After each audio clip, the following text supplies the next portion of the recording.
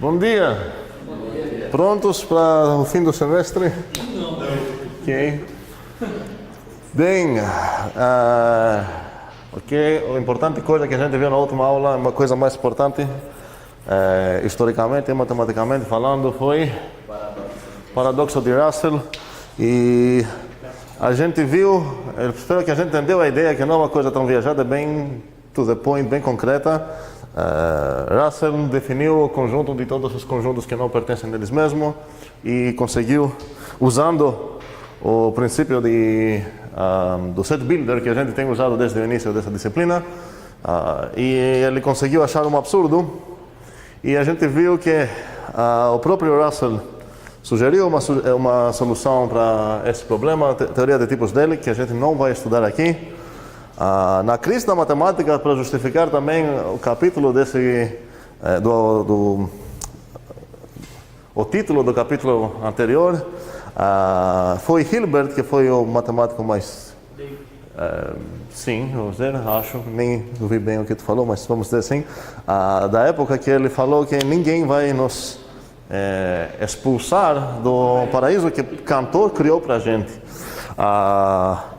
Bem, e quem realmente salvou esse paraíso, vamos dizer, foi o Zermelo, porque ele criou a teoria de conjuntos, a teoria axiomática dos conjuntos, que a gente não começou a ver bem os axiomas dele.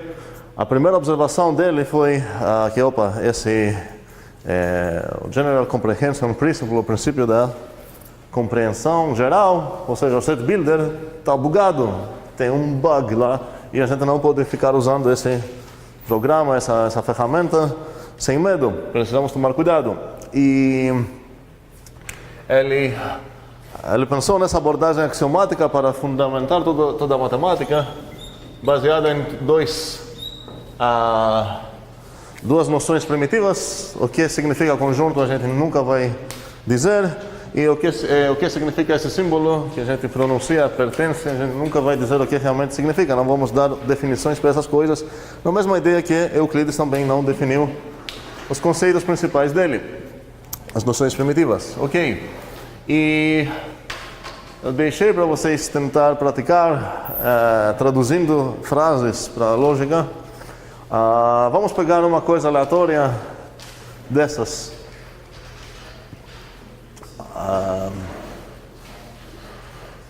O X não pertence a nenhum conjunto. Como vou escrever isso? O X não pertence a nenhum conjunto. Essa é uma afirmação, uma frase. Como poderia escrever uma fórmula na FOL? Quando eu falo FOL, na First Order Logic, a linguagem da First Order é aquela lógica que a gente viu nas primeiras aulas, que temos todos os símbolos conectivos de lógica e apenas esses dois. Apenas esse predicado aqui. Posso considerar o set como predicado unário, onde o set de x quis dizer que o x é conjunto. Mas como a gente viu na última aula, a gente vai assumir aqui o princípio da puridade, uma coisa que Zermelo não botou nos axiomas dele, que o princípio da puridade, alguém lembra de dizer o que é? Puridade.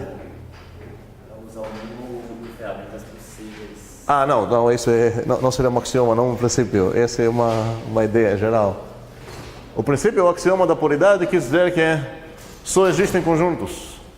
E nesse caso, a gente nem vai precisar escrever esse negócio aqui, porque tudo vai ser conjunto. Então, principalmente, a gente vai trabalhar com como único predicado o pertence, e a igualdade, que a gente considera parte da lógica, depende do ponto de vista, mas enfim. Então, vamos lá. Como vou escrever uma fórmula que afirma que o x não pertence a nenhum conjunto? Para todo A, para todo x, x não pertence a A. Bem, qual é o erro aqui? Fala de novo o que tu falou.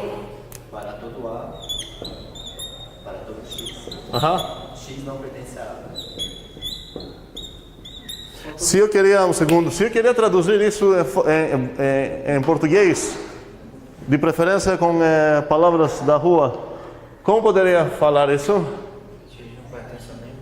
Não. Se eu traduzir isso assim, quis dizer que essa é uma afirmação sobre X. Não é, porque nada pertence a nada. Nenhum conjunto pertence a nenhum conjunto.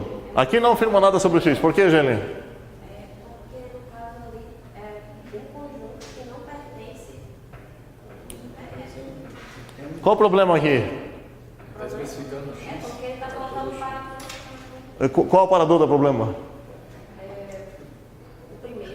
Não, 50% das chances. É o segundo, por isso está vermelho lá o X. Qual o problema aqui? Esse para todo vai ligar esse X aqui. Essa não é uma afirmação sobre o X, porque o X não aparece livre aqui. Se eu quero visualizar a mesma fórmula, é importante entender que as fórmulas mesmo não tem... A gente usa variáveis para nos ajudar, mas literalmente o que está acontecendo aqui é apenas isso.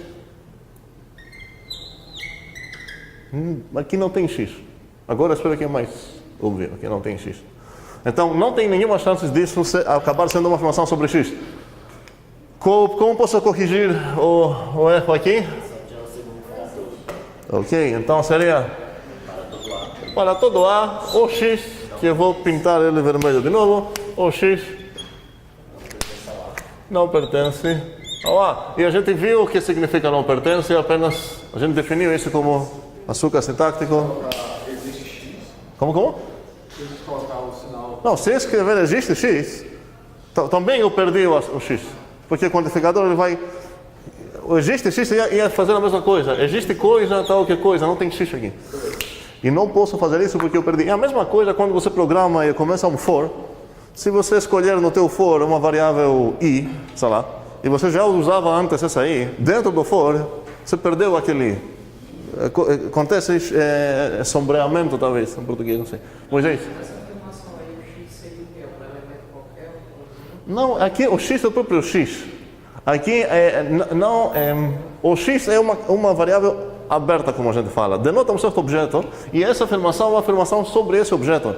Em geral, cada afirmação, cada fórmula vai acabar sendo uma afirmação sobre os objetos que aparecem livres.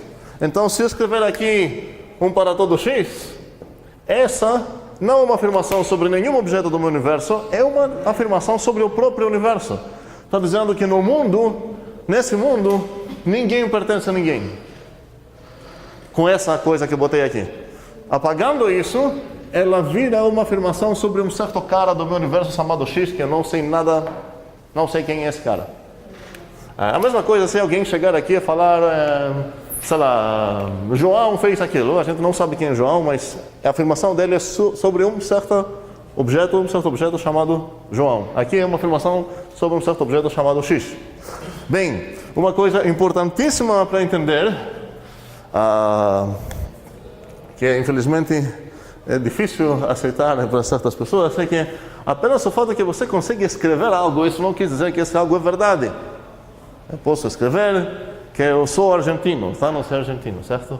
O argumento, foi escrito, então é verdade, não vale para pessoas normais.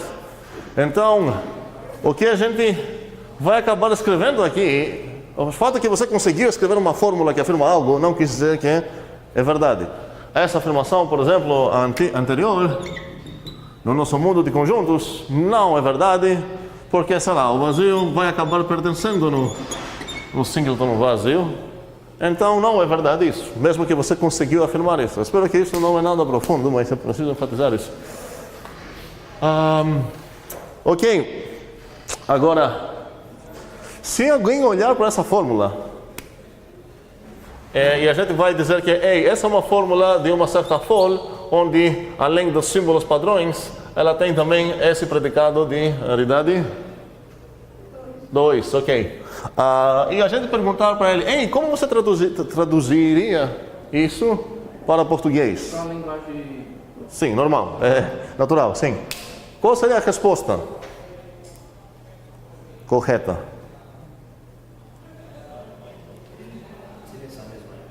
Seria essa. Não. Qual o problema? Na verdade, essa fórmula aqui, por enquanto, não tem nenhum significado. Não conseguimos traduzir isso para nenhuma linguagem. Qual o problema? Precisamos para ganhar qualquer fórmula significado, precisamos de uma interpretação. O que significa interpretação? Precisamos dizer, deixar claro qual é nosso universo das coisas e o que significam todos os símbolos que não fazem parte da FOL. Por quê? Porque os símbolos da FOL sempre têm o mesmo significado. O significa O, para todo X significa para todo X e tudo mais. Mas os símbolos extra que a gente usa aqui são abertos para diferentes interpretações. Em geral, a gente não vai usar, sei lá, posso usar um certo símbolo R, S, um certo símbolo de função também, que a gente viu, F, G e tudo mais. Aqui tem uma linguagem com 4 mais coisas. Se eu não interpretar essas coisas, as não fixas, as não standard, nenhuma fórmula que eu vou escrever tem significado. Agora, vamos voltar na fórmula que nos interessa aqui, que tem apenas um símbolo, que é esse aqui. E agora vou perguntar algo. Se numa interpretação onde meu universo são os inteiros, e isso quis dizer o x bichinho y, eu estou definindo isso para dizer que o x divide o y. O que acaba sendo essa afirmação aqui? Que para todo A existe um X que o divide. Onde você viu esse existe?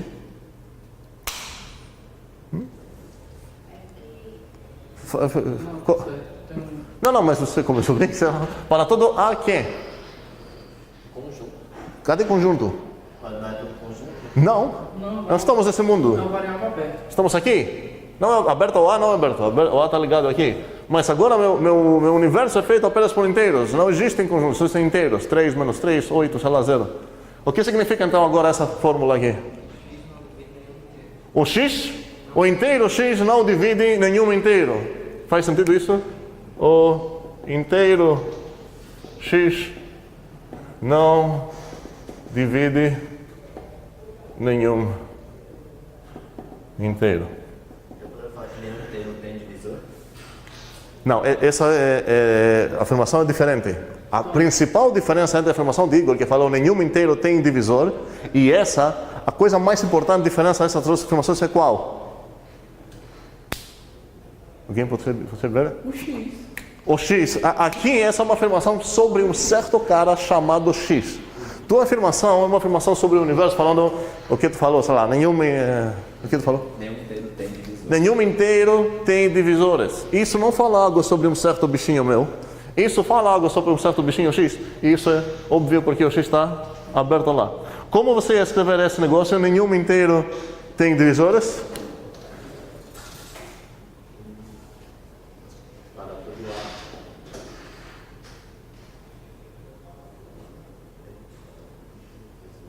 Aqui você precisa escrever que é para todo A que o A não tem divisores. Sim. Então aqui vai acabar sendo uma afirmação sobre o A. O A não tem divisores. Como você vai escrever isso? A não divide A. Para todo? Para todo X, não pertence a A. Para todo A, para todo X, o X não é divisor de A. Perfeito. Enquanto como existe igualdade, né? Não, nesse caso, para todo A não existe X, tal o quê? O X é... Não, o X... Pertence. Sim, o X pertence entre aspas, certo? Pertence ao nome do símbolo agora, não o que ele significa, ok? Epsilon. O X é epsilonzinho no A, ok? Bem, oi. Ah, nessa parte de cima não está faltando nada não? Sim. Não, o que falta?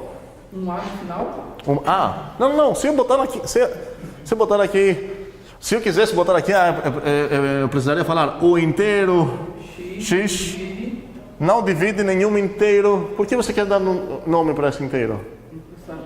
Não divide nenhum inteiro ou não divide nenhum inteiro. Nesse caso será a mesma coisa. Tá, ok. E como foi a tradução daquela fórmula lá de cima, eu pensei que tinha que botar lá. Não, porque esse é ligado aqui. Você poderia botar aqui, seria certo também botar não divide nenhum inteiro B. Seria certo, porque nenhum inteiro que você vai escolher um nome para ele, mas não faz sentido escolher nome para algum cara, temporário variável, se você não vai citar esse nome depois. Faz sentido falar para toda pessoa P, a mãe de P faz algo, sei lá. E em geral preciso essas variáveis, nesse caso seria até mais natural falar para toda pessoa, sua mãe faz algo. Faz sentido?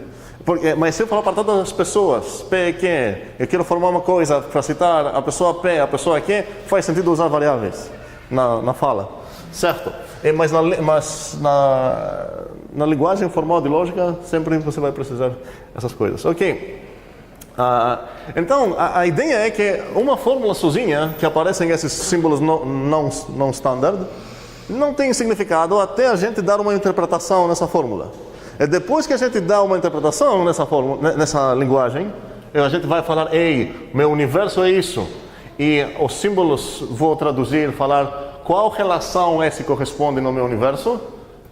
Como esse é um símbolo binário, eu preciso escolher uma relação binária. Eu escolhi divide, e agora toda a informação toda a fórmula que eu vou escrever, ela ganha um significado. E agora, só a partir de agora, eu posso perguntar se essa afirmação é verdade ou não. Em geral, se minha fórmula vai ter coisas abertas, eu não vou sempre poder dizer se é verdade ou não, porque pode depender do valor do x. Se eu falar, sei lá, o x tem irmão, é verdade ou não? Vou falar para ele, não sei, me fala quem é o x, eu vou ver depois se ele tem irmão para saber se é verdade ou não. Mas uma fórmula onde não tem coisas abertas, ela vai acabar tendo um valor de verdade falso ou verdade. Só que para ganhar, antes de ganhar e achar o valor de verdade dela, ela precisa ganhar um significado, e o significado ela ganha através da interpretação. Agora, a interpretação que a gente vai pensar aqui não é essa. A gente vai pensar que o U é todos os conjuntos, e o que esse símbolo denota a relação que a gente entende no nosso coração de um objeto pertence a um certo conjunto. E como a gente só vai trabalhar com conjuntos, até os objetinhos que vão pertencer a outros conjuntos vão ser conjuntos também. Que isso não é nada estranho, a gente ficou trabalhando com esse tipo de coisas o tempo todo. Concordamos com tudo que se vê aqui? Sim. Esse pertence aqui e esse pertence aqui. Ok.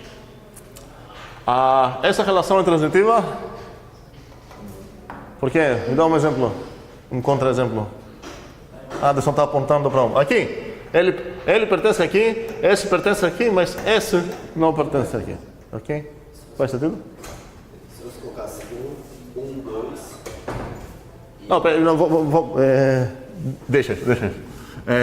Você consegue achar casos onde isso é válido, mas para ser transitiva uma relação precisa ser válida para qualquer 3 caras. Ok. Como mostrou um agora que não é. Como a gente achou contra-exemplo, já é suficiente para saber que ela não é transitiva. Sim, obrigado. Bem, agora uma outra detalhe sobre fórmulas. Muitas vezes nos axiomas todos. Quem aqui não tem a palavra de Zermelo? Quem não é fiel aqui? Alguém? Quem não pegou? Tem? Todo mundo tem? Ok. Ivan tem. Bem, preciso falar sobre um padrão que aparece muitas vezes nas fórmulas que a gente vai trabalhar. Em geral, a gente quer falar, existe conjunto cujos membros são aqueles. E a maneira que a gente fala isso existe um certo conjunto, sei lá, S, certo? Tal que, agora quero determinar o S por seus membros. Então aqui, preciso falar a definição do S. Para determinar um conjunto, basta falar exatamente quais são os objetos que pertencem nele. Então aqui faria sentido escrever para todo... Talvez. Para todo X, o X pertence no S, se é somente se, e aqui vou escolher qual a condição que eu quero. Faz sentido isso? Você pergunta, o conjunto tem exatamente 2 membros, alguma coisa assim? Aqui você vai escrever uma fórmula. O que essa fórmula diz é trabalho teu. Mas a ideia é que muitas vezes que a gente quer afirmar que existe um certo conjunto cujos membros são exatamente aqueles que satisfazem aquilo, o padrão que a gente vai seguir vai ser esse. E muitos dos axiomas garantam a existência de certos conjuntos a partir da existência de outros conjuntos. E nesse caso, a única coisa que muda aqui é que vão aparecer para todo conjunto A e para todo conjunto B, existe conjunto S tal que seus membros são exatamente aqueles.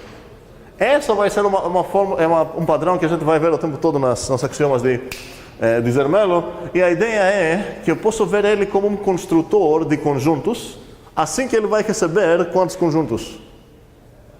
2. Então aqui está dizendo, ei, assim que você vai me dar um conjunto A e um conjunto B, eu garanto a existência de um certo conjunto que faz tudo isso.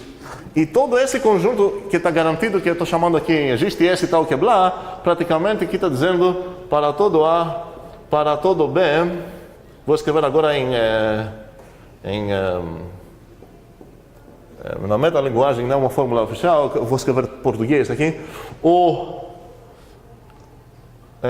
todos os xinhos tais que blá é um conjunto. O que isso quis dizer? Por que isso não é óbvio que é um conjunto? Por causa do paradoxo de Russell. Eu sei que não posso ficar usando essa notação assim, e sem cuidado e pensando que é um conjunto mesmo. Então essa coisa e essa coisa praticamente é a mesma afirmação. Quer dizer, para todo A e para todo B existe um S tal que seus membros são exatamente aqueles que fazem essa condição. E aí está dizendo para todo A e para todo B, o conjunto feito por todos os xinhos que satisfazem essa condição realmente é um conjunto. E para não ficar falando essa besteira de o conjunto realmente é um conjunto, a gente tem essa nomenclatura, podemos falar a classe. Agora, a ideia da classe é que é uma coisa que não tenho certeza se é conjunto ou não. Então, para o paradoxo de Russell, poderíamos dizer que o Russell começou definindo uma classe e acabou vendo que essa classe não pode ser conjunto. Podemos pensar, uma maneira informal, que a classe é uma coisa, é como se fosse um conjunto, só que possivelmente pode acabar sendo grande demais para ser conjunto.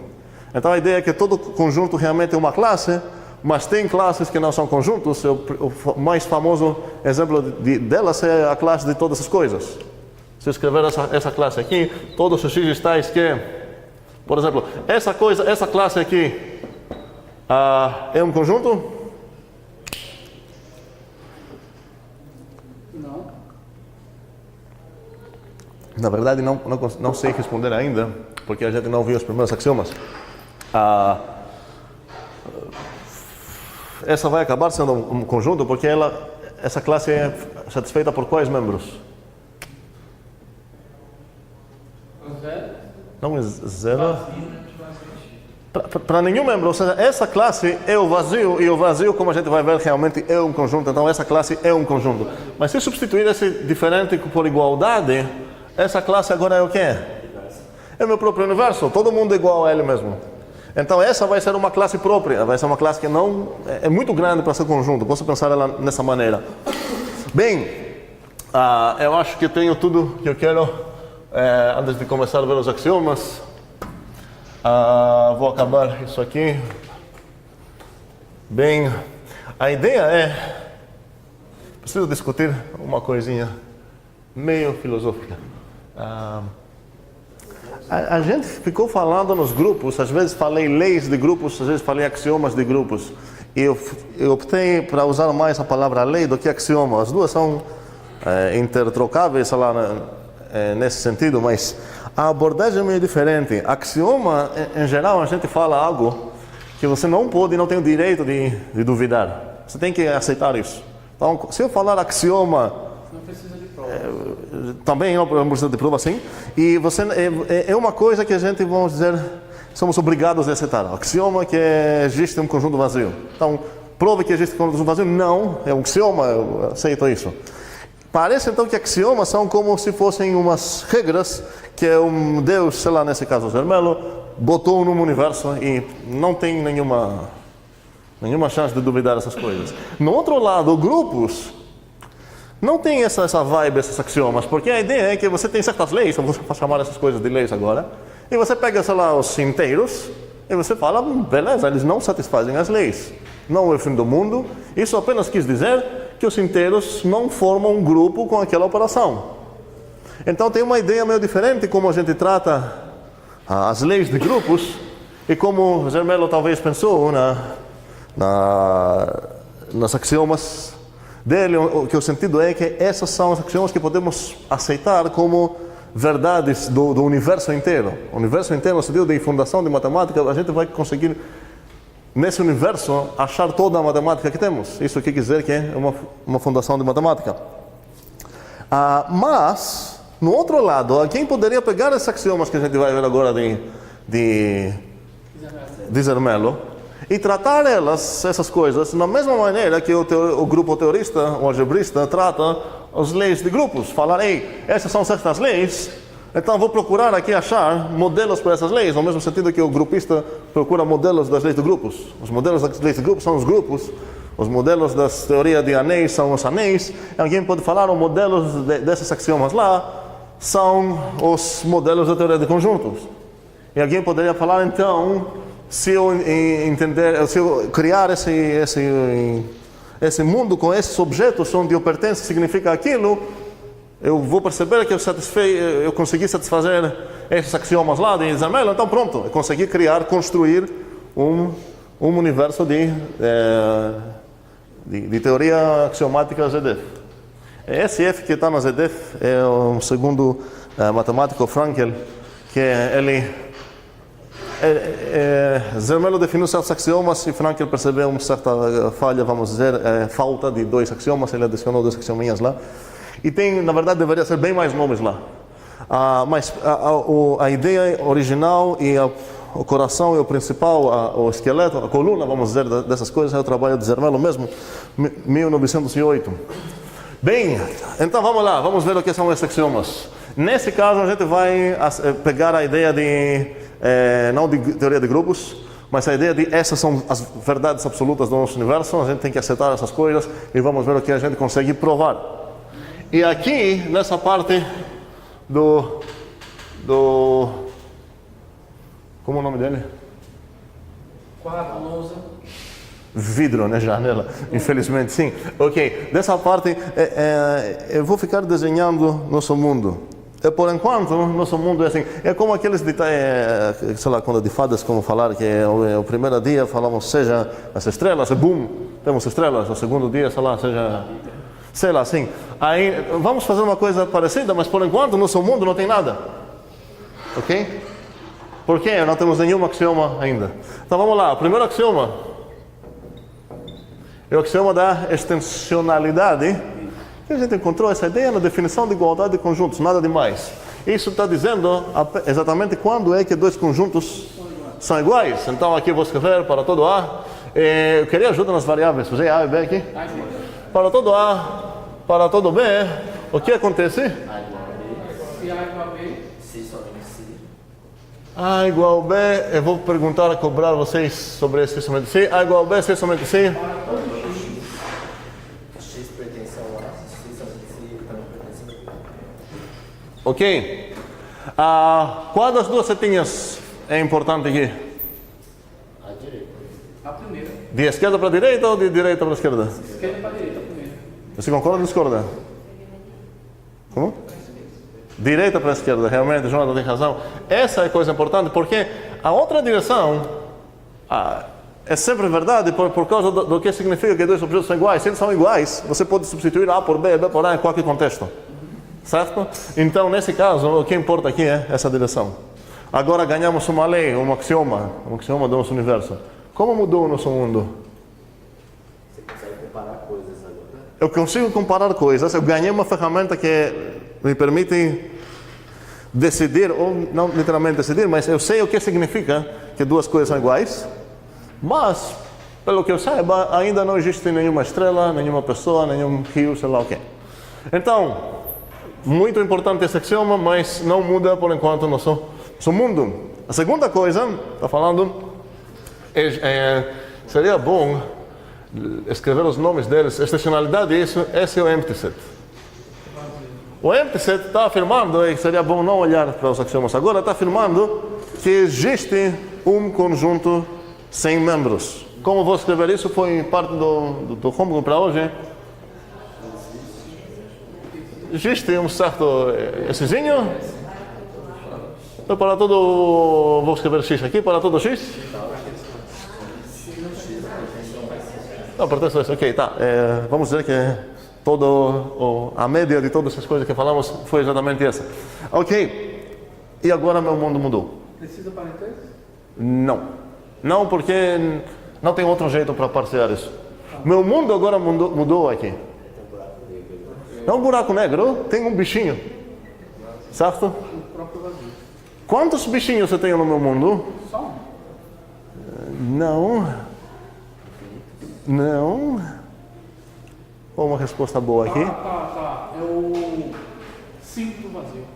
Não, o símbolo vazio não sei se tem. Pelo menos um. A única coisa que é garantida a existência dela é esse bichinho aqui.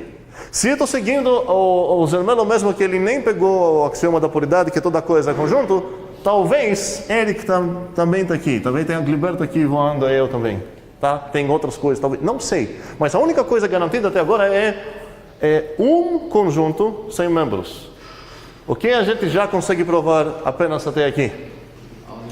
A unicidade desse cara. Não vou provar porque a gente provou isso lá. Se vocês lembram naquelas aulas, eu falei que para provar, para ganhar o direito de denotar esse bicho assim, eu preciso duas coisas. Preciso saber que existe, eu preciso saber que a unidade, que é único. A unicidade foi prova por Fight Club, suponha que tem dois, blá blá blá. Você vai precisar as duas coisas. O que significa igualdade? Porque você vai supor que tem dois vazios, sei lá, E e O, e você vai falar logo o E igual O. Mas para concluir, o que significa E igual O, você vai precisar disso. A gente fez isso na unidade 1.1. Só que naquele momento eu falei, a Gilberto começou a tirar um da minha cara, que sobre a existência, vamos ter que esperar até a unidade 3. Porque é uma coisa que a gente realmente não consegue provar assim do nada. Precisamos começar em algo. E então a existência de um vazio é o ZDF2. A unicidade e logo a notação que a gente pode denotar o vazio e o uso do artigo definido também é graças ao teorema que a gente prova da unicidade do vazio. Ok, então o nosso mundo mudou bastante. Ele agora ganhou também um símbolo aqui, certo? Tem um nome seu que não tem outro bichinho aqui, que também é vazio, diferente, mas talvez tenha outros. Beleza? Continuamos, ZDF3. O ZDF3 é o Perset, que está dizendo o seguinte com palavras de rua: se você tem dois bichinhos, existe um conjunto cujos membros são exatamente esses dois bichinhos. E isso é exatamente importante, quer dizer, esses dois e ninguém mais. Como você vê isso? Com fórmula, sem olhar? Para todo A, para todo B. Peraí. Começamos perfeitamente. Isso quis dizer já que para usar esse ZDF3 eu preciso alimentar o ZDF3 com dois já existentes, construídos conjuntos, para ele conseguir formar o quem? O pair set, certo? O conjunto que só tem esses dois membros lá. Então, para todo A, para todo B, e agora eu vou seguir aquele padrão que a gente falou. Então, para todo A, para todo B, existe um certo conjunto S, tal que, para todo X, o X pertence no S, se e somente se, e agora é preciso pensar. O que preciso escrever aqui? Qual é a descrição desse conjunto S, o pair set de A e B? Que todos os membros dele satisfazem e ninguém outro satisfaz? O X vai ser igual a A e o X vai ser igual a B. Tem que ser um dos dois. Não posso falar o X igual a e X igual a B. Isso não é o que eu quero. É X igual a ou X igual a B. Faz sentido o que eu escrevi aqui? E aqui, na verdade, seria assim. Tá? Agora, até o momento só tem, assim, você tem um elemento, né? Não, peraí. Agora que ganhamos esse, vamos ver como isso mudou o nosso mundo. Mudou? Sim. Como? Surgiu elementos que não é... Esse. Me fale um. Explique por quê. Como que foi construído. Espera aí, vamos esperar. Você afirma algo meio forte. Você afirma que, graças a essa regra, a gente já ganhou garantia de mais membros. Porque desde o início, como ele falou, talvez tenha um bocado de coisas. Mas agora você está afirmando algo diferente, que você consegue realmente construir mais coisas aqui. E a pergunta é como? Se eu colocar separado de vazio, Ok, realmente essa ideia, por que não? O PER, você está falando para todo A e para todo B que você vai me dar, eu consigo te dar essezinho. Então, para nos convencer que ganhamos realmente mais, algo mais, a gente pode falar pelo pair set com qual é a atribuição que você... Para qual A e qual B você vai usar o pair set? Só tem vazio até agora. Você só tem uma opção, porque a única coisa garantida é o vazio. Então, e alguém pode falar, mas espera aí, o vazio é a mesma coisa. Você não está dando duas coisas no pair set. E a resposta é, o pair set não exigiu duas coisas distintas. Quando a gente fala para todo x, para todo y, uma coisa, isso não quer dizer que a próxima coisa é verdade apenas no caso que os x e y são distintos. Certo? Para todo x, para todo y, sei lá, x quadrado mais y quadrado é maior ou igual a zero. Por exemplo. Isso não quer dizer que é válido apenas para x e y distintos.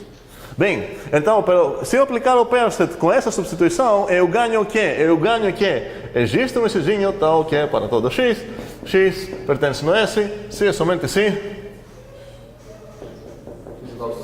ou x igual a vazio. Agora, P ou P é equivalente com o próprio P, sempre, certo? Então, eu posso apagar isso aqui.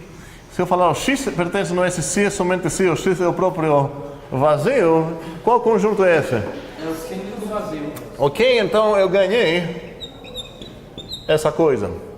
E agora, para realmente me convencer que essa coisa é distinta com ela, eu preciso usar o ZDFUN para testar que eles realmente são diferentes. Como posso provar que eles são distintos? Como? Eu vou usar o ZDFUN, mas como? Eu pego um elemento, Qual elemento? um xzinho, Não, se não for vazio, Gele, fale. Você atribui o A com o vazio e o B com o símbolo vazio. Certo, então nesse caso eu preciso verificar que isso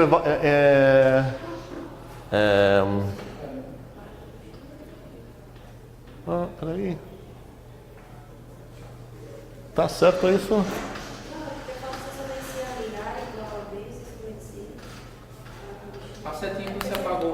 Esse aqui tá me problematizando aqui. Essa setinha que você apagou voltando. Indo. Você disse qual é a setinha que pode apagar? Aí eu disse, Essa aqui. disse essa daí.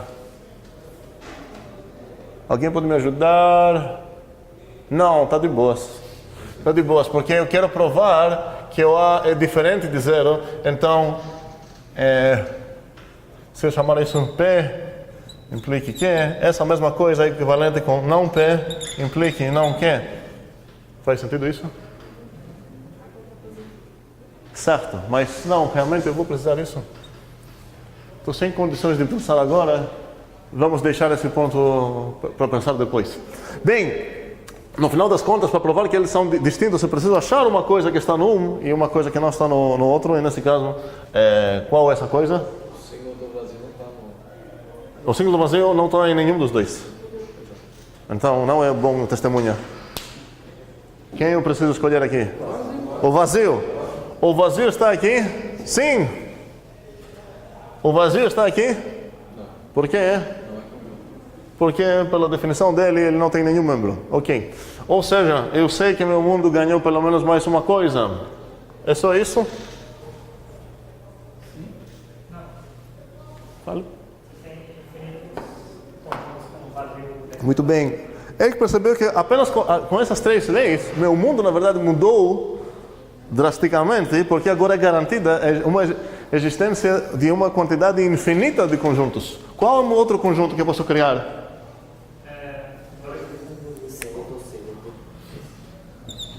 Isso?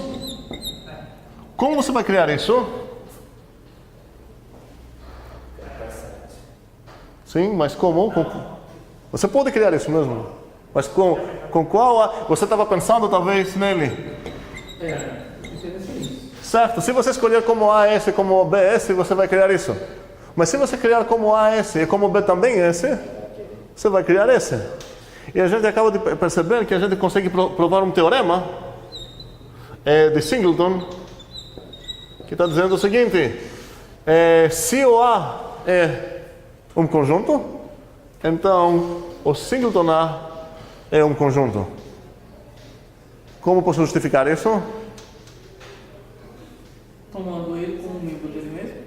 Usando o percet com A e A. Literalmente poderia, vamos começar aprendendo essa maneira de escrever também, com árvores, poderia falar ei, o A conjunto e o A conjunto, pelo percet, vão me dar o A, que eu sei pela extensionalidade, que isso é o mesmo do singleton A. Tá? A extensionalidade em geral a gente omita e a gente bota talvez duas linhas para... Como se fosse um resultado. Sim, exatamente. Para dar uma ideia que eu usei umas coisas mais aqui. Então, um segundo, assim que a gente prova o singleton, não vou precisar copiar toda essa prova aqui, eu ganhei como se fosse uma biblioteca de programação, ganhei um lemazinho para usar, então assim que eu vou ter, sei lá, estou tentando construir uma coisa, vamos dizer que eu tenho essa coisa aqui, posso fazer pelo singleton, sem justificar toda essa coisa lá, e o meu resultado vai ser que essa coisa aqui é um conjunto. Sem ter essa ferramenta de singleton, eu precisaria fazer o quê? Precisaria falar, ei, essa coisa aqui que eu sei que é um conjunto, agora a mesma coisa eu sei que é um conjunto, agora pelo percet eu sei que essa coisa aqui é um conjunto, pela extensionalidade, essa coisa é um conjunto. Mas eu provei que para todo conjunto azinho, o singleton azinho é conjunto, esse é o teorema. Então eu ganho o direito de usar isso quando quero provar a existência de mais conjuntos. Faz sentido isso? Ok, vamos ver um pouco mais exemplos dessas coisas, se vai ficar um pouco mais claro. Então aqui, na verdade, nosso mundo ganhou garantidamente uma quantidade infinita de conjuntos. E agora uma pergunta importante. Quais são, se eu moro nesse universo, quais são as cardinalidades diferentes que eu consigo observar nos meus conjuntos? Garantidamente. Faz sentido a minha pergunta ou não? Quantas cardinalidades diferentes eu encontro nesse mundo até agora?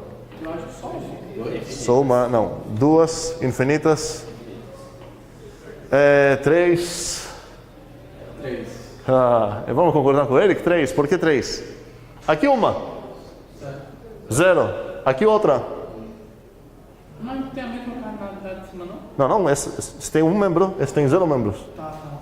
Aqui outra. 2. Sim, cardinalidade 2. Então até agora temos 0, 1, 2. Tem outra?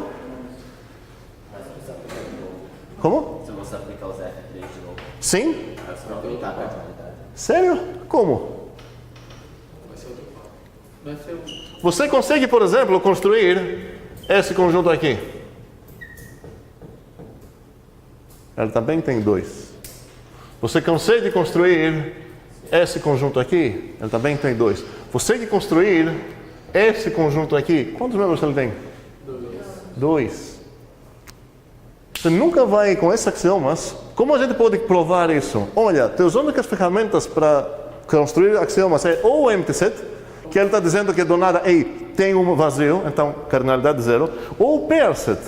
Só que o percet, ele vai construir um conjunto ou de cardinalidade 1, caso que o A e o B são iguais, ou de cardinalidade 2, caso que o A e o B são diferentes. Não existe outra possibilidade, não tem outras ferramentas para criar conjuntos.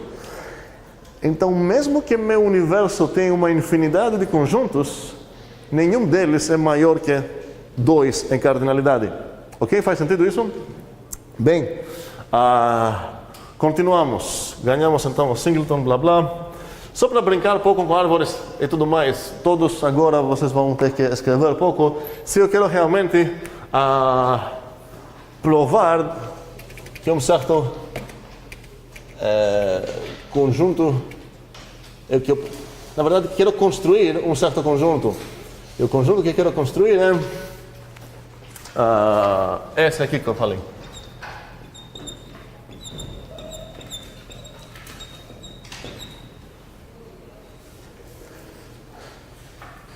Então, seria um exercício muito válido nesse momento, falar, prove que esse objeto, esse conjunto aqui realmente existe no teu universo. Você precisa construir isso pelos axiomas. E agora a gente só tem 3 axiomas e um teorema que podemos usar. Para quem lembra do teorema de Singleton. Agora existem 2 maneiras de escrever isso. Você pode falar escrevendo pelo ZDF2 pelo ZDF2 e o teorema da unicidade de vazio é conjunto. Logo, pelo Perset com A o vazio e B o vazio, o é conjunto. Logo, dá para entender o que eu estou fazendo? Logo, pelo Perset agora com A quem? O singleton e B também o singleton. Esse cara é conjunto. E agora a gente vai falar pelo Perset de novo. Logo, pelo Perset com A quem e B quem. Eu vou ganhar o que eu quero. Pelo A vai ser o singleton vazio, que eu realmente sei que é conjunto porque construí isso aqui. E o singleton vazio também sei que é conjunto porque construí isso aqui. E isso me permite dar esses 2 caras para o Perset e concluir que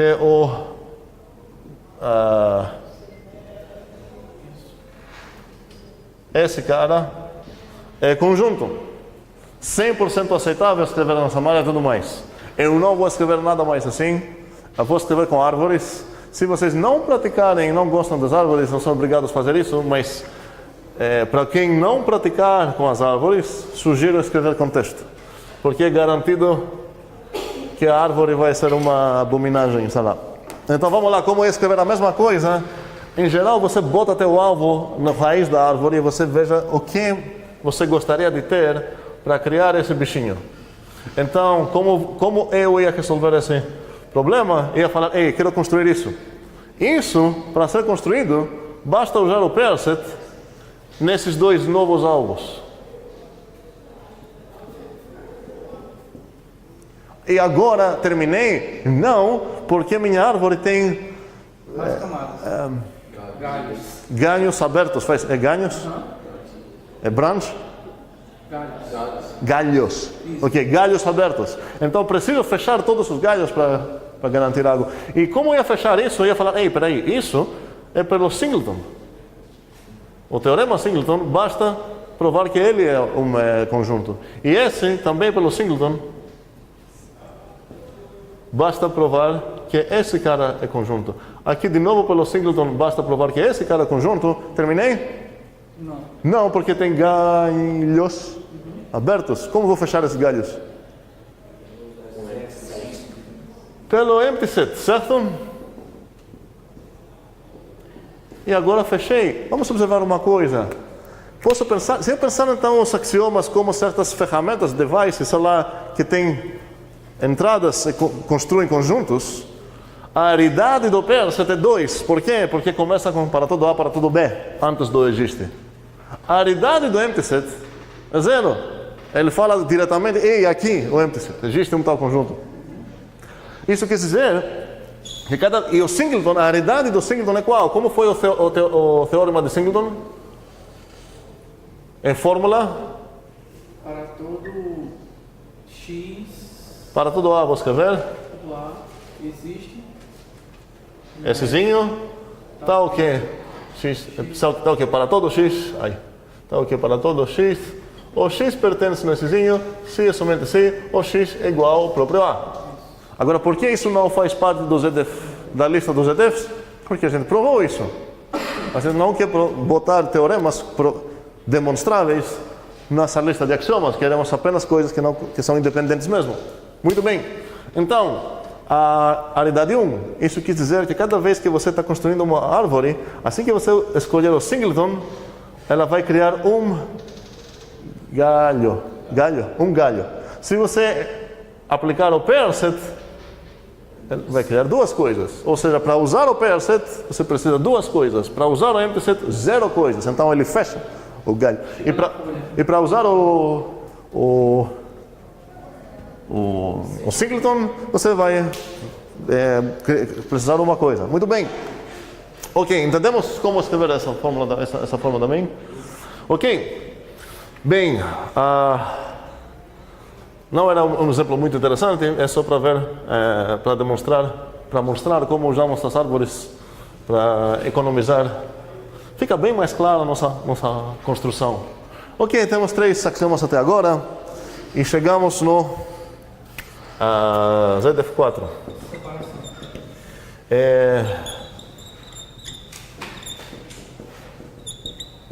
Scheme.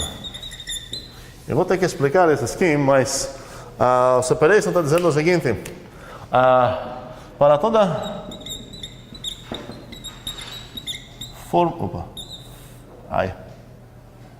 para toda fórmula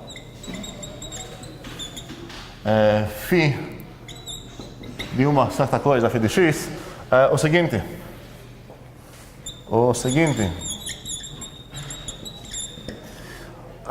O separation praticamente é a resolução, a cura do debug de Zermelo no bug do set builder.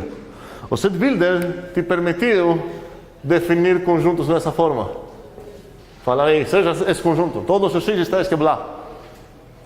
O que Russell demonstrou é que essa coisa bugada, Zermelo percebeu que, se eu dar menos poder para o cara que usa o set builder e obrigar esse cara a começar como um conjunto já construído, vamos chamar ele de A, e permitir a ele pegar,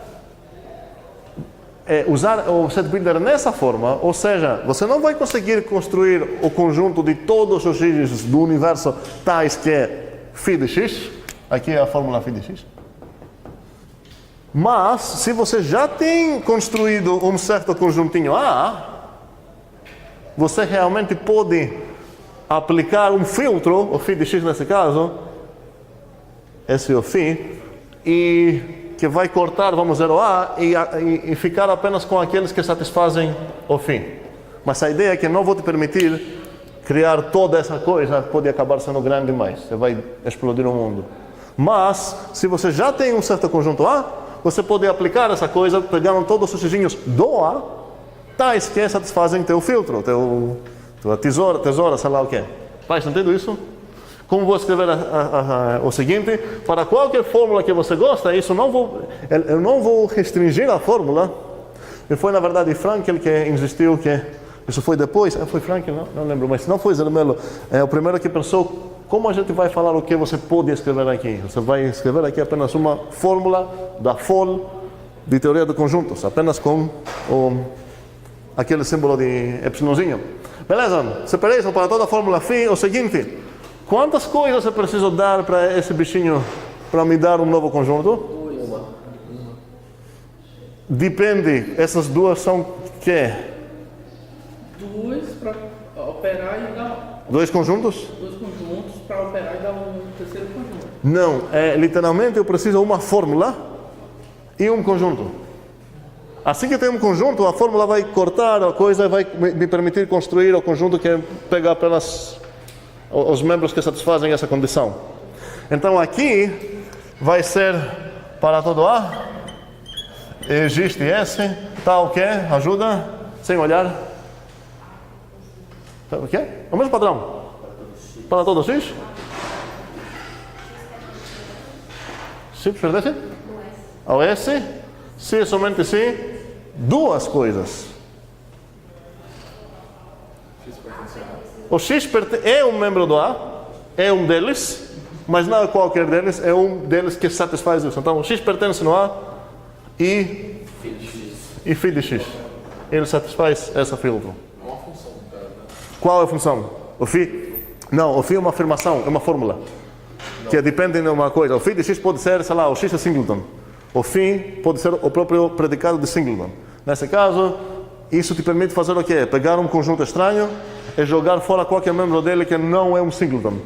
A coisa que vai ficar, sim, a coisa que vai ficar, o conjunto de todos os singletons daquele conjunto, é garantido ser um conjunto pela separação.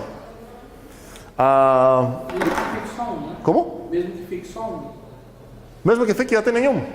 Se teu filtro, por exemplo, é muito restrito, talvez ninguém vai passar esse filtro, e você vai acabar criando um conjunto vazio. Não é muito interessante, porque você já tem garantida a existência do vazio pelo ZDF2, mas agora aqui uma pergunta interessante. Neste momento, eu posso apagar o ZDF2 sem perder nada? A gente vai ficar fazendo esse tipo de perguntas. Por que não? Porque a gente dependeu dele para definir algumas coisas depois. Aqui, peraí, aqui não usei nada do empty, não. Mas se a gente não tinha nada no universo quando definiu os F3, a gente não tinha como isso. Sim, essa é uma observação boa. Eu não posso apagar o ZDF2, não porque eu preciso do vazio, mas eu preciso de algo. Preciso, então, mas espera aí, o empty set é muito interessante para ter no meu universo. Não vou conseguir vender essa coisa como fundação, como assembly de matemáticos, se eu não tenho empty set. Agora a pergunta é, poderia substituir o empty set? Vamos começar a brincar um pouco como conjuntistas. Com um teorema chamado sum set, é o que se chama sum set, que está dizendo apenas existe algum conjunto, nada mais. Ou seja, existe esse tal que preciso escrever algo para ser fórmula aqui, então aqui vou escrever apenas S igual a S. É uma coisa boba só para falar, existe algo. O que vai mudar aqui no meu mundo, eu não tenho mais, até agora, até o ZDF3, eu não vou ter o direito de chamar ele vazio, não sei se ele tem membros, não sei nada, mas eu sei que esse cara está no meu universo, graças ao Perset eu sei que esse cara está no meu universo, e blá blá blá blá blá. A pergunta é, o vazio está no meu universo? Nesse universo não. Sim, nesse universo com essa mudança que eu fiz. Existem três possibilidades, três possíveis. Sim, não, talvez. Sim, agora o não é muito forte. O que faria sentido falar não é garantido. Porque para falar não, realmente eu ia precisar de uma axioma falando que não existe conjunto vazio. Como eu falei aqui, talvez tenha Gilberto e Thanos aqui voando no universo. Então, a pergunta é, eu consigo demonstrar a existência do vazio com esses axiomas? Para quem acha que sim, eu quero uma provinha. Como? Para usar a separation, você precisa falar qual é teu afim, tua fórmula afim, e qual é teu conjuntinho A. Qual é a tua fórmula afim? Um filtro que não passasse nada, né? Ele quer um conjunto e o separation ela quer um conjunto. Um filtro que não passa nada. Pode me dar um exemplo de um φ de x? Uma fórmula que nenhum x satisfaz? X diferente de x. Muito bem. E qual vai ser teu A? Não tenho vazio. Sim, o ZDF2 está dizendo que existe um certo conjunto, então você tem o direito de falar seja esse um conjunto. Agora pega essezinho, corta todo mundo com esse filtro que ninguém vai passar porque todo mundo é igual com ele mesmo. E assim você vai... Então, até agora, podemos realmente trocar o empty set e o sumset. E alguém poderia falar, então, não é melhor pegar o sumset? Realmente não faz sentido, não faz alguma diferença nesse momento. A gente escolhe o empty set, talvez Zermelo escolheu o empty set, e não vai acabar, nenhuma das teorias podemos falar que é melhor ou não. A ideia é, se você pegar o sumset, você consegue a mesma teoria como uma afirmação mais fraca, então nesse sentido é melhor, mas o empty set é mais legal, vamos dizer, falar, ei, existe o vazio, temos um específico cara para brincar. Então aqui eu vou botar mesmo o empty set para ficar como a gente estava, empty set, existe esse tal que para todo x, o x não é membro do S. Ok. Muito bem. E agora temos a pergunta do Plicker. Eu espero que vai funcionar bem.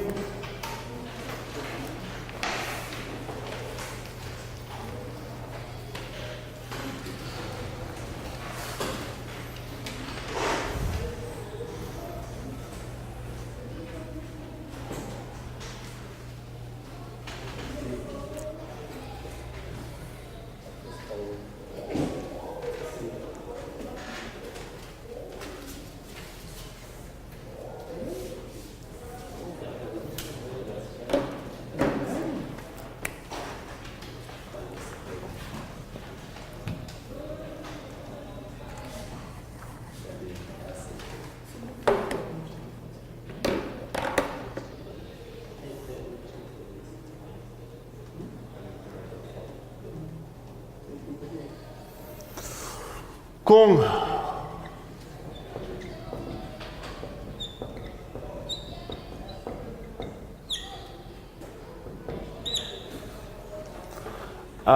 eu consigo construir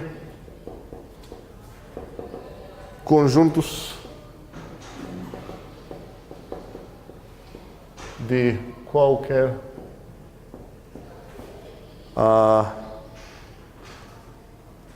cardinalidade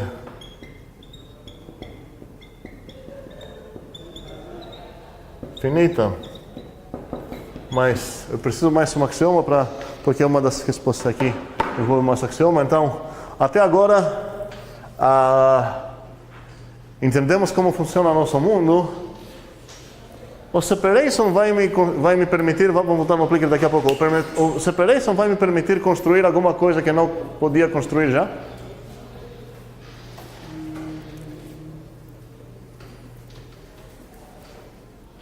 Não. Por quê? Sim, mas qual é o problema? Porque se eu tenho esse conjunto, talvez ele que vai me permitir ganhar essa parte, e talvez essa parte não tinha antes. Concordo com essa questão, mas parece que você tem axiomas de construção e axiomas de limitação. Não, mas seria de construção. Se eu quero separar as 10 axiomas, tem a estacionalidade, que é bem diferente de todas, mas depois é aqueles que ou garantam a existência sem nenhum pré-requisito, ou dados pré-requisitos garantam a existência. Agora, o único que temos que garante a existência do nada é o empty set. Todos os outros precisam de certos argumentos para funcionar, S2, S1 e uma fórmula. Mas isso não é suficiente para falar que eu não ganho nada com ele. Realmente não ganho nada com o ZF4 neste momento. Obviamente é útil, se não fosse útil a gente não ia usar, mas para apreciar o ZF4 vou precisar mais. Como posso argumentar que o ZF4 neste momento não vai me permitir construir nada novo? É como se a gente tivesse um objeto e filtrasse esse mesmo objeto. Não, peraí. A observação tem a ver com a observação de Eric antes. As únicas cardinalidades que tenho são 0 do vazio. Agora pergunta, se eu começar com vazio e aplicar algum filtro, o que eu vou criar? Não, vou criar algo. Qual conjunto? O símbolo do vazio. Não o símbolo vazio, o próprio vazio. Mas ele já tinha? Já tenho vazio, eu quero jogar fora todos que não passam pelo filtro. A coleção de todos eles que vão ficar é o conjunto vazio, não o símbolo vazio. Ok? Então, nesse caso, se meu A for o vazio, não vou construir nada novo. Se meu A for um singleton, tem duas possibilidades. Ou ser o único membro, um singleton, vamos ver esse. Certo? Agora, se eu aplicar o separation nele, ou essezinho aqui vai passar, ou ele não vai passar. Se ele não passar, eu acabei construindo o vazio que eu já tinha, então nada novo. E se ele passar, eu acabei construindo o singleton nesse que eu já tinha, então nada novo. E é o mesmo argumento sobre se eu aplicar ele num conjunto de cardinalidade 2, agora tem mais casos. Ou ninguém vai passar, construir, parabéns para mim, o vazio eu já tinha. Ou eles passam separados. Ou apenas o S vai passar, e nesse caso construir o singleton S. Mas como esse já sei que é o objeto, eu poderia aplicar o teorema de singleton para ganhar o singleton S. Então, eu tenho duas maneiras agora para ganhar o singleton S. Ou usando o teorema de singleton assim, ou usando esse cara e filtrando como um filtro que vai jogar fora o T para ficar aqui com o S. E agora eu vou cobrar qual seria um filtro que eu sei que vai jogar fora o T e não o S. Estou nesse caso onde o S e o T são distintos, tá? Se não, eu já estou no caso de singleton. Como? X diferente de T, certo. Se eu pegar aqui como φ de X ou X diferente de T, quem vai passar esse filtro? Apenas o S. O T não vai passar. Então, consegui criar a mesma ideia, mostra que é o T. E o caso que o filtro que você vai aplicar, os dois vão passar, você começou um conjunto e ganhou o mesmo conjunto. Então, realmente, o separation nesse momento não vai te permitir construir nenhuma coisa nova. Vamos lá ver o ZDF5. Power Set. Um maravilhoso Power Set. O Power Set vai nos permitir construir os Power Sets. O que eu vou escrever aqui? Para todo A, existe um S. Para todo X, Tudo isso eu não preciso escrever, pensar nada. A pergunta que eu vou escrever aqui. É nesse momento eu percebo que, peraí, seria legal definir na minha linguagem o que significa subconjunto, subconjunto próprio, diferente a gente supostamente já tem. Então vamos lá dar uma definição de açúcar sintático mesmo. Quando a gente vai escrever que o X é esse bichinho aqui, o que isso quis dizer? De para todo azinho no X. Isso é, vou usar como sugar, para todo azinho, se o A está no X, então o A está no Y. A outro açúcar que temos para essa coisa é para todo A no X, o A está no Y. E similarmente eu vou definir o que é o subconjunto próprio e o que é o não subconjunto e por aí vai. Ok, então isso quis dizer que eu posso considerar as coisas, eu estou enriquecendo minha linguagem com açúcar sintático para não ficar acabando umas fórmulas enormes, certo? Então aqui eu vou falar o X está no S, se somente se o X subconjunto de S. Pronto. Ou seja, para todo conjunto A, existe um conjunto S, cujos membros são exatamente todos os subsets do S. Do A, certo? Obrigado. O X pertence ao S, está certo. Concordamos? Ok. E agora, vamos no clicker para ver se ganhamos algo e o que realmente ganhamos. Com ZDF1 mais ZDF2 mais ZDF3 mais algo, eu consigo construir conjuntos de qualquer cardinalidade finita. Então vocês precisam pensar que tem um desafio, um jogo contra mim, onde eu vou escolher um número natural, 89. Então o objetivo é construir, com os axiomas que você vai escolher, um conjunto com cardinalidade exatamente o número que escolhi. Não mais ou menos esse número, exatamente esse número. Então se escolher 0, por exemplo, você vai falar, pelo ZDF1 eu consigo satisfazer isso. Mas a ideia é, eu estou perguntando quais axiomas você escolher aqui para garantir que você consegue qualquer cardinalidade finita. E a resposta A é que aqui basta pegar o ZDF4. A resposta B aqui é que basta o ZDF5.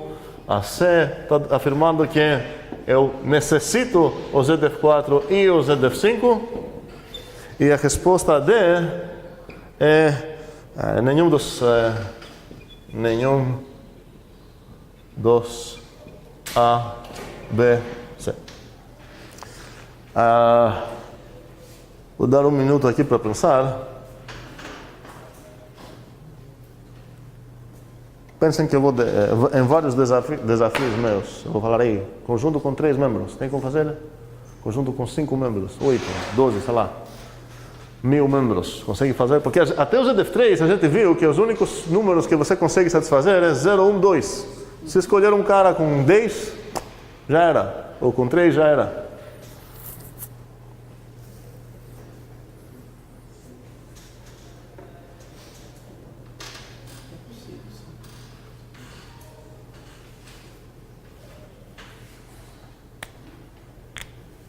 Então, você escolhe o A se você acha que o ZDF4 já é suficiente.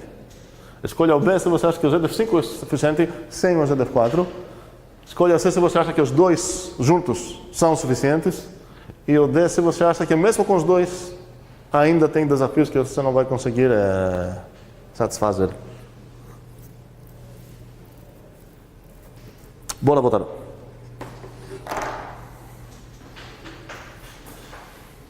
Vou falar os nomes.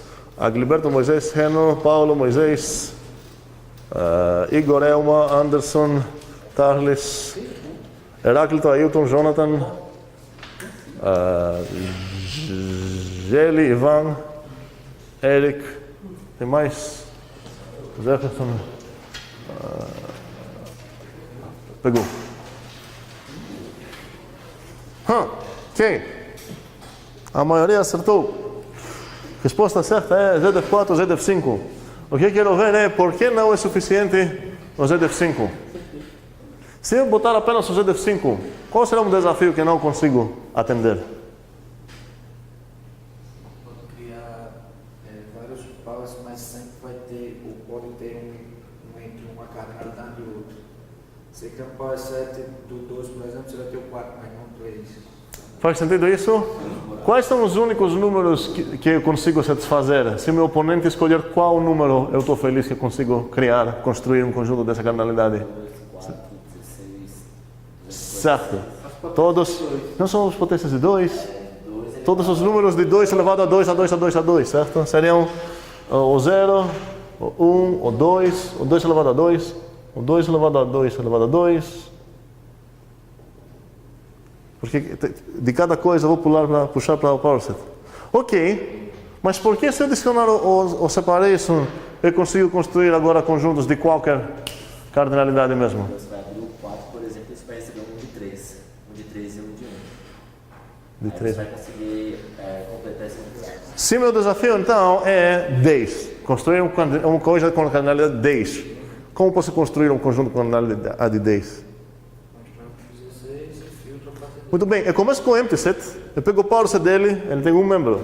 Pego o power set dele, tem 2 membros. O power set dele e o power set dele, eu cheguei em um conjunto que tem 16 membros.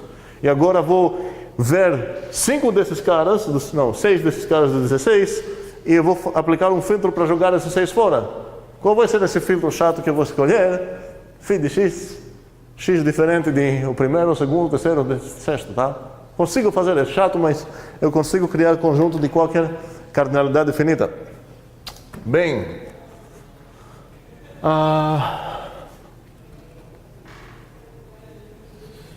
até agora a gente tem provado várias ferramentas.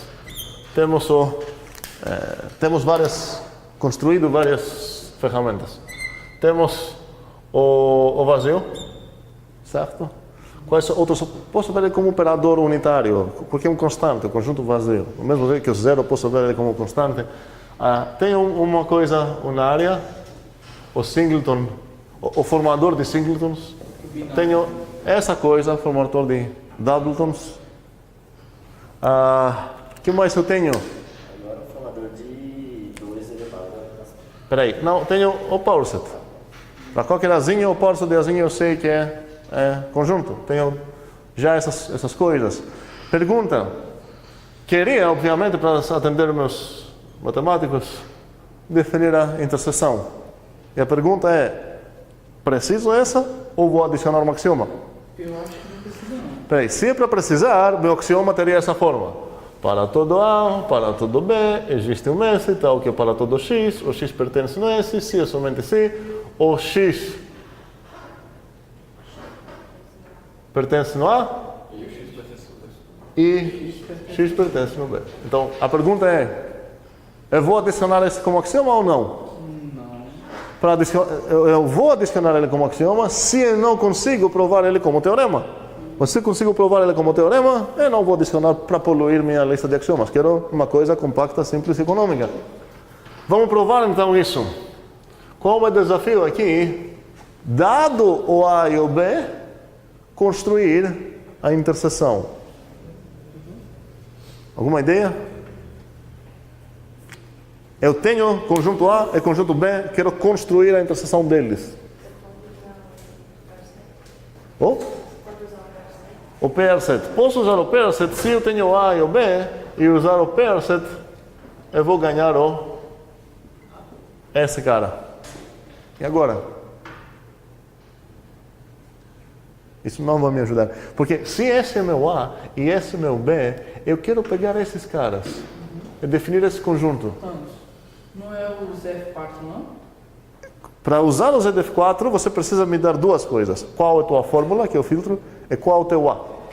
Qual o conjunto que você começa e qual o filtro que você corta esse conjunto para ficar apenas com aqueles que satisfazem. Mas eu aplicaria 2 vezes, não? Não me importa quantas vezes você aplicar, para qualquer vez que você queira aplicar essa coisa, você precisa falar, aplico isso com esse φ e esse A. Moisés? Eu não poderia ir em cima dessa ideia de usar o verbo 7 e fazer a intersecção entre o A ou o B com o conjunto resultado do verbo. Aqui, em vez do pair. Isso. Então, em vez de pair, você vai pegar esses dois. Qual axioma você vai usar? O resultante do verbo 7 e A e B. Porque a intersecção com o resultado. Espera aí, eu não tenho intersecção ainda.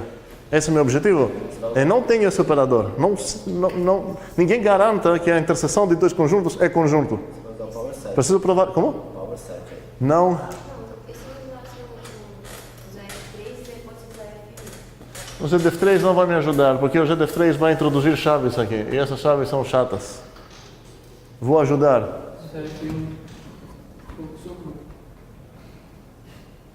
Diretamente disso eu consigo pegar a interseção B. Qual é a justificativa? Fazendo com que A seja igual a B. Não, peraí. O A e o B são dois objetos dados para mim. Eu não posso fazer eles iguais. Talvez são diferentes. Alguém me deu o A e o B. Eu quero construir a interseção B. Como? O ZF5 não ia criar esse. O ZF5, se usar o ZF5 aqui, ele ia criar o Power CDA. O ZF4, mas para usar o ZF4, você precisa falar para mim. Então, é o A, óbvio. Qual é o filtro? Com feed, o separation com feed X. Qual a fórmula? X pertence a A e X pertence a B. Muito bem. X pertence a A e X pertence a B. Precisa? Faz sentido? Você começa com o A. Aqui você tem o B também. Então, você, para aplicar ele, você vai falar o quê? Me dá o A. Com esse som maravilhoso. E agora você está precisando de um filtro que vai jogar fora. Que as únicas coisas que vão passar esse filtro são esses caras aqui. Esse filtro de Igor é corretíssimo. Os únicos que vão passar são esses caras. Agora, Anderson falou, o X pertence no A e coisa é redundante aqui, porque todos os membros do A satisfazem essa parte, então basta escrever como filtro o X pertence no B, ou no B. E uma outra maneira de construir o mesmo conjunto seria começar com o B e aplicar o filtro agora o X pertence no A. Ou seja, a gente está observando apenas aqui que... Vou apagar agora essa ideia do meu mundo. A gente está definindo apenas, não é nada demais, a gente está falando que A interseção B, eu posso definir essa coisa com todos os xzinhos no A, tais que o X pertence no B. Como? Qual a fórmula que a gente vai usar? Qual a fórmula? A definição de interseção. Sim, pois é essa coisa. Mas aqui eu posso escrever isso sem medo nenhum. Por quê? Porque esse não é o set builder geral, o perigoso. Eu falei para todos os xzinhos no, e eu falei onde os xzinhos pertencem, e esse Azinho eu sei que é conjunto. Meu dado é que eu tenho um A e um B. Equivalentemente, alguém poderia dar outra definição. Todos os xzinhos no B, tais que X pertence no A. Faz sentido? Ou seja, se explodir, explode só o A e não o mundo. É muito boa observação. A gente vai ver como realmente aquela explosão do mundo, se eu aplicar a mesma ideia do Russell aqui, eu ganho um teorema. A gente vai ver isso. Eu espero. Bem, então, eu ganhei a intersecção sem adicionar axioma. Que coisa linda. Agora, qual é o próximo alvo que eu vou querer fazer aqui, obviamente? União. Como vou conseguir provar que dado A e B, eu consigo construir a união de A e B?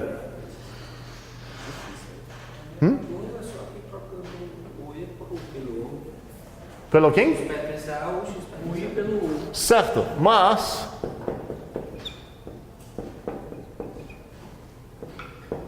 qual conjunto é esse? Não, esse conjunto é o próprio A. Porque você começa com todos os xzinhos no A. Então você já está aqui dentro. E você vai lá que eu vou ficar apenas com aqueles que satisfazem o filtro de pertencer no A ou no B. Quais são eles desses que pertencem no A ou no B? São esses. Como? O perset. Vamos lá. Se eu usar o perset no A e no B, eu vou ganhar esse. Cadê a união? tenho um problema. Qual é o problema? Eu tenho A aqui, eu tenho B aqui. Se eu tivesse um conjunto grande, como eu uso separation sempre? A ideia é que você começa com uma coisa grande que tem um possível lixo que não te interessa, e você quer aplicar um filtro para jogar o lixo e ficar com o conjuntinho que você quer criar, e falar, opa, aqui é o meu conjunto, construir, beleza. Só que aqui, se eu tivesse aqui então um certo conjunto estranho assim, W, sei lá, eu poderia falar, o A união B é todos os xzinhos no W, tais que o X pertence no A ou o X pertence no B. Isso ia garantir de todos eles, fique apenas esse aqui, então isso ia construir exatamente a coisa que eu quero construir, perfeito. O problema é, cadê o W? Alguém poderia falar, use o universo, só que isso não vai funcionar, porque o universo não é um conjunto, então não posso botar aqui isso. Se eu ia permitir isso, eu ia criar o paradoxo de Russell de novo. Aqui. O complemento de A também não, né? O complemento de A. Peraí, para fazer isso eu preciso primeiramente provar que para cada conjunto seu complemento é conjunto. E exatamente não é. Porque se o A, na verdade, se o A é um conjunto, você consegue provar que seu complemento não é um conjunto, uma classe própria. Porque se fosse conjunto, usando o que a gente vai ganhar agora, a união, unindo esses dois, você ia provar que o universo todo é o conjunto. E a gente sabe que não é. Mas é isso.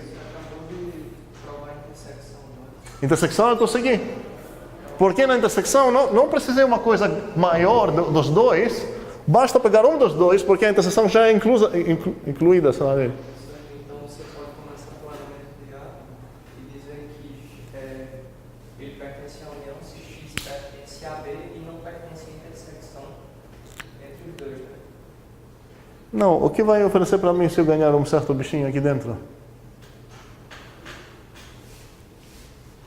Eu preciso de uma coisa maior. Bem, a resposta é que não tem como. Você não pode provar, como teorema, que a união de conjuntos é conjunto. Você precisa de um axioma. E chegamos no ZF6 agora, que é o union set.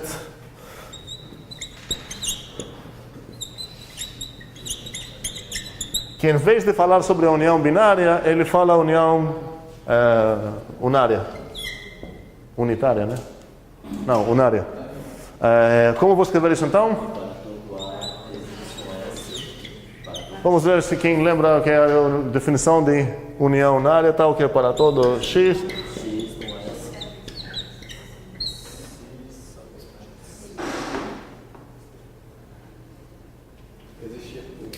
Existe um membro tal que?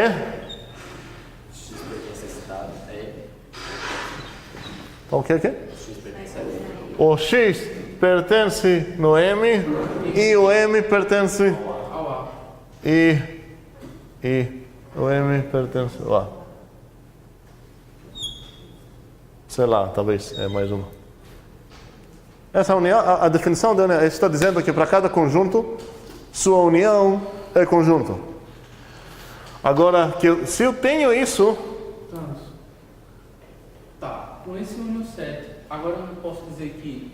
Agora pode. Com seu complementar é conjunto?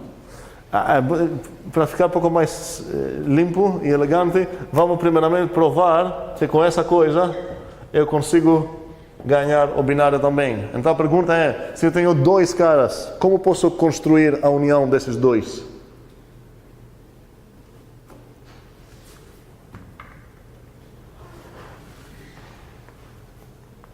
Com pai set?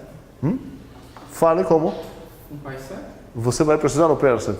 Como? Para todo A, para todo B. Não, para usar o pair-set, você precisa falar qual é o azinho ou bezinho que você usa. Você é dados dois conjuntos. Para não mexer com as variáveis lá, vamos chamar esse U e V. Você tem o U e V, você quer construir o U união V. Teu alvo é construir isso. Tá. Como você vai construir isso?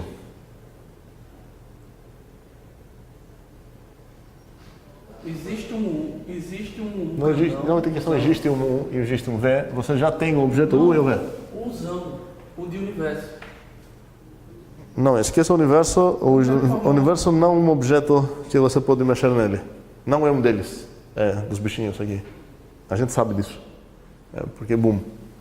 O Perset depois aplicou. Muito bem. Se você tem o U e o V, aplicando o Perset, você vai ganhar qual conjunto? E você está quase lá. É só aplicar o Union agora. Você vai ganhar a união desse. Mas qual é essa união? União grande de U e V. Não é o universo? Calma.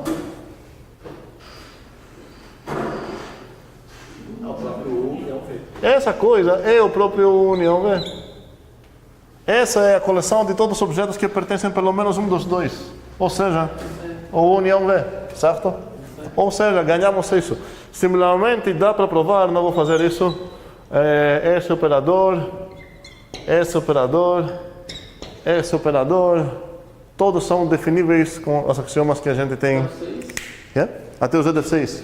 Conseguimos provar, criar todas as coisas que a gente viu na unidade 1 e ainda mais.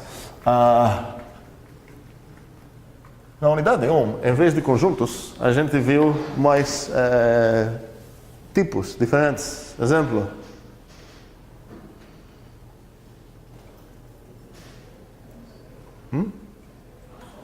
Funções, relações, tuplas, sequências, famílias indexadas.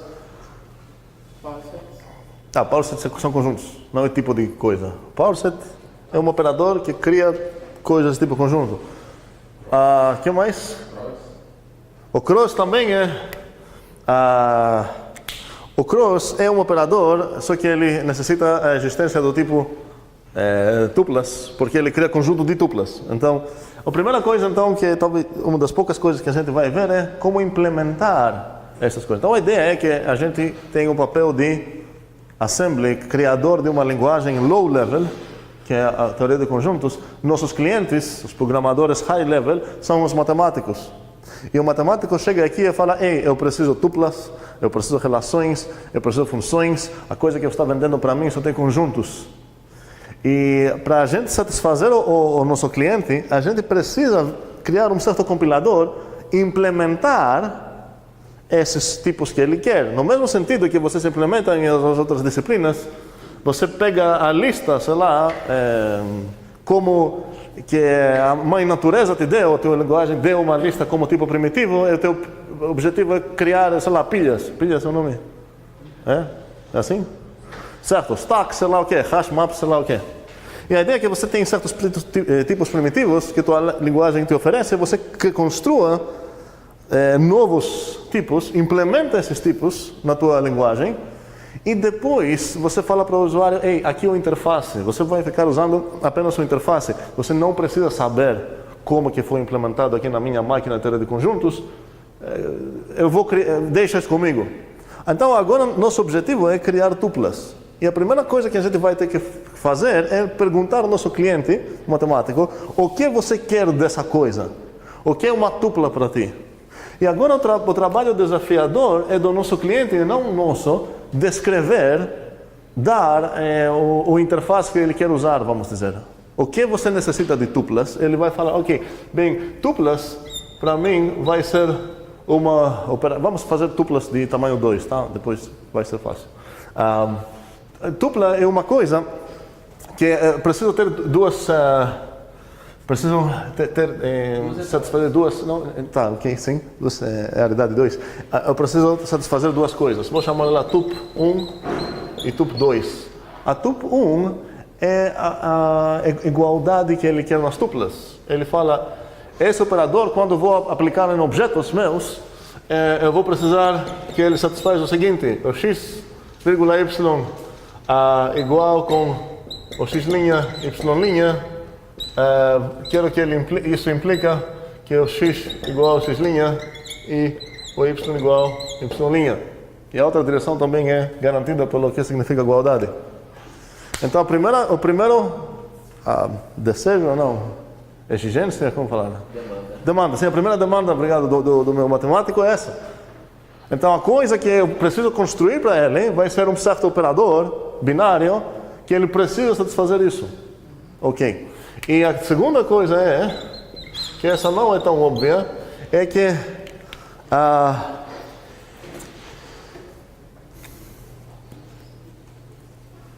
Se você tem dois conjuntos A e B, se eu tenho A conjunto e B conjunto, eu queria que a classe de todos os XYzinhos tais que X no... Vou escrever azinhos, bezinhos. Todos os... Azinho pertence a A e B pertence a A. Vou voltar aqui, usar letras pequenas. Se o Azinho é um set e o B é um set, eu vou querer que todos os Xzinhos e Yzinhos, a coleção de todos eles, onde o X pertence no A e Y pertence a B. pertence no B, é um conjunto. O que isso quer dizer? Talvez é uma classe, isso, uma cabeça muito grande. Então, o que eu preciso provar é que a minha construção tem essa propriedade. Ou seja, isso vai permitir para esse cara, se eu provar que esse é o conjunto, qual conjunto é esse? É o operador de cross product, que alguém já falou, o produto cartesiano. Então, se eu provar isso, eu vou ganhar duplas, eu vou ganhar também A cross B. E eu com certeza preciso esse tipo de coisa se eu quero fazer matemática. Bem, aqui normalmente é o momento que a gente começa a investigar como a gente vai implementar essa coisa. E isso é meio difícil porque em geral você começa lá, sei lá, você quer implementar um stack, uma pilha, sei lá, uma que é, e você fala, peraí, esse cara tá mandando coisa demais. Eu só tenho floats, índices e listas. Como vou fazer um dicionário, sei lá o que é? E nesse momento a gente está falando, peraí, essa coisa parece estranha porque os meus objetos, naturalmente, eles não têm primeiro membro, segundo membro. E praticamente o que o matemático está mandando para mim é uma ferramenta que parece como a minha conjunto, só que ele quer que ele consiga falar quem é o primeiro e quem é o segundo. Esse cara também vai querer ter uns operadores first e second, as projeções. Ele vai querer usar essas coisas. Pares ordenados. Pares ordenados são esses, certo? É o que eu preciso implementar. Aí, agora, a primeira tentativa que eu vou fazer é, você quer uma coisa com duas posições? Beleza. Use essa.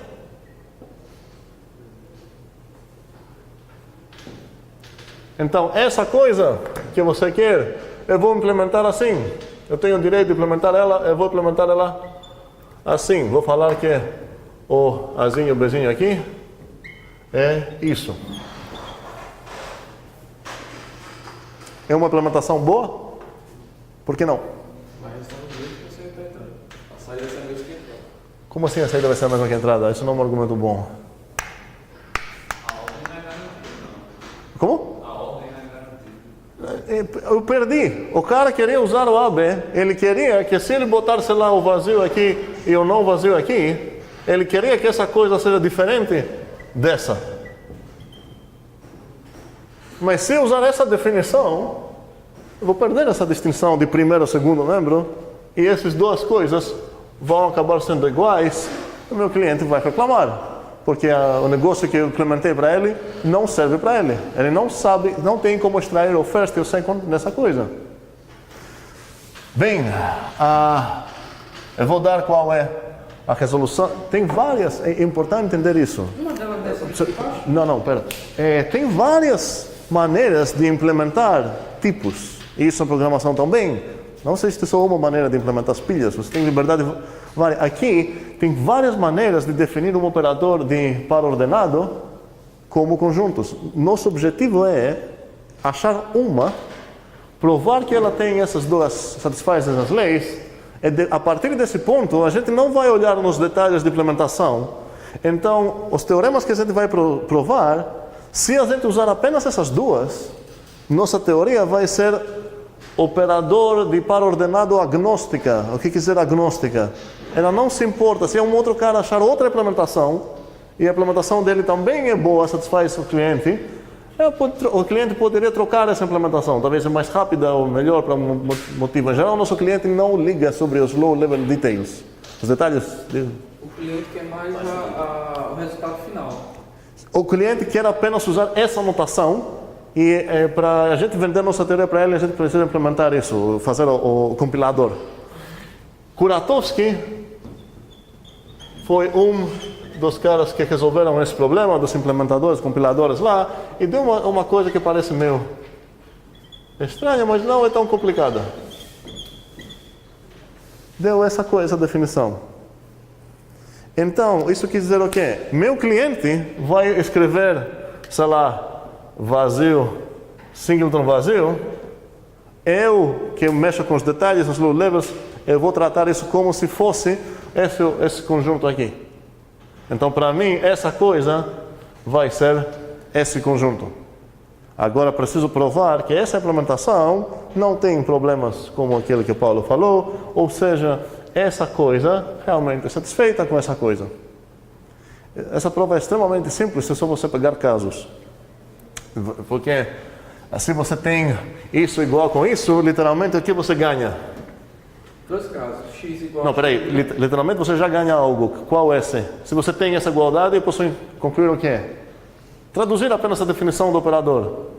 De reverse engineering, certo? Achar nas instruções da máquina. Aqui é o quê? Não é x, é singleton de singleton x, vírgula, x, y, que é isso, é igual com x'.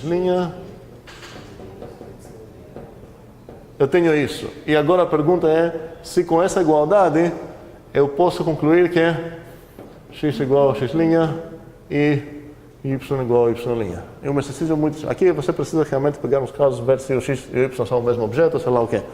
Mas, você traduzir a igualdade entre tuplas para esse cara, então, essa igualdade e essa igualdade entre o quê? membros Membros de quem? dos conjuntos. Não, essa igualdade é entre... Que tipo de coisa estou comparando lá agora? Conjuntos. Então essa igualdade é essa igualdade. Igualdade de conjuntos. Então eu tenho como procurar ver se essa é verdade. Eu como para tentar fazer isso. O que é mais interessante é o tup de 2. Vamos fazer o tup de 2, separar aqui. O tup de 2 está falando que para todo conjunto A e todo conjunto B, o A cruz B é conjunto. A coleção de todas as tuplas. Como vou provar isso?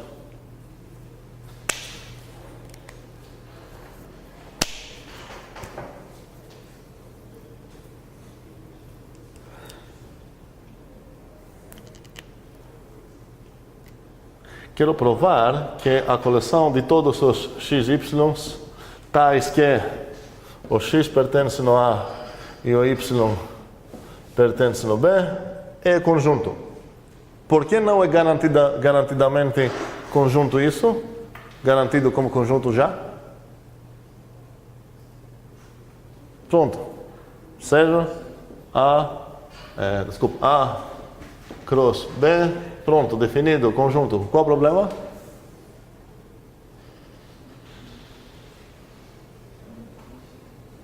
Não vejo problema. Deveria haver. Tem XY. Como? Quem são os XY? Os XY são bounded aqui. Os X, todos os parzinhos XY tais que o X pertence a... Seria a situação desse set builder aí. A situação de? O set builder é o set builder bugado. Cadê o... certo?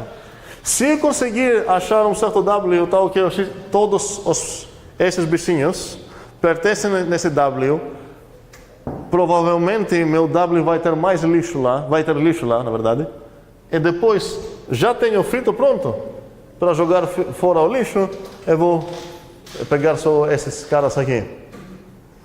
Literalmente o que eu teria aqui seriam todos os pairzinhos no W tais que existe um X, existe um Y, tais que o P é igual a XY e o X pertence no A e o Y pertence no B, certo? Ok, eu se eu não aceitar aquela a ideia que eu posso escrever termos aqui. Mas como parece o aleatório XYzinho? Ele é esse cara aqui, não é?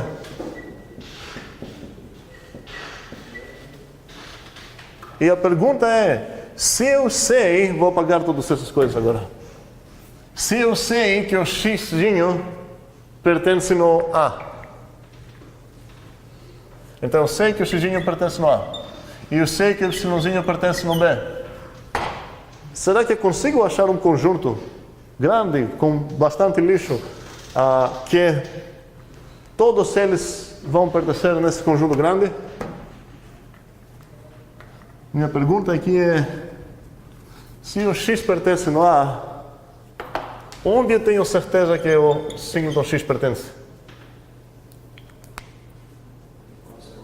Muito bem. Onde eu tenho certeza que o x y pertence? Power set de A cross B? Power set de? A cross B? Quem? Não, de A cross B, de A união B. E esse eu sei que é um conjunto. União, provei, power set, ganhei do axioma de graça. Se eu sei que é esse cara, mas se esse cara está no power set de A, esse cara também está no power set de A união B. Certo. Porque peguei o A, aqui o signo dele, aqui o B, o A união B continua tendo esse bichinho aqui, então o signozinho está dentro também. Beleza, eu tenho que esse cara está aqui e esse cara está no mesmo conjunto. Então, onde será que é um conjunto que tem esses dois como membros? Não. Como? Por quê? Como? Porque ambos pertencem ao power set da união B. Certo, ele pertence aqui, ele pertence aqui. Por que esse conjunto pertence no power set aqui?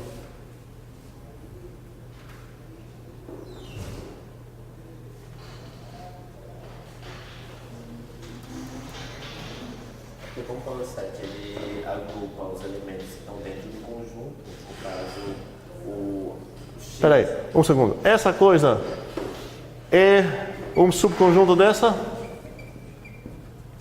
Para provar, o que significa isso? Significa que todos os membros dele estão aqui dentro.